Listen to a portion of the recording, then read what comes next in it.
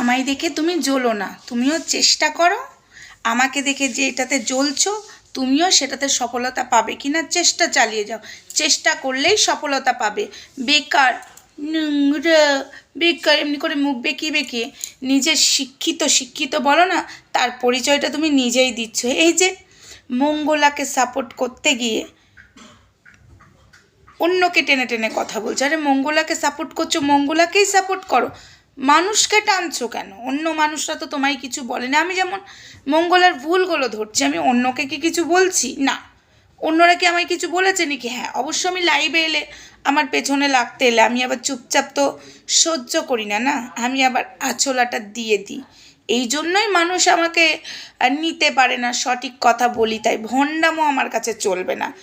স্বয়ং ভগবান যখন আছে তাকে বিশ্বাস করব। অবশ্যই মানুষকে বিশ্বাস না করলে চলবো কী করে এই সমাজে? মানুষকেও বিশ্বাস করতে হবে, কিন্তু ভগবানের জায়গায় মানুষকে বসিয়ে না। যে মানুষের মধ্যে লোভ আছে, লালসা আছে, একদমই তাকে বসানো যায় না। যার মধ্যে লোভ নেই, লালসা নেই, তাকে বসানো যায়। আর এই পৃথিবীতে সেই ব্যক্তি কারা হয় জানো?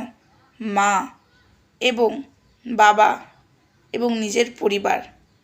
অনেকের পরিবারে আছে লোভ লালসা থাকে ভাই বোনের মধ্যে, আবার অনেকের পরিবারের মধ্যে কিন্তু নেই।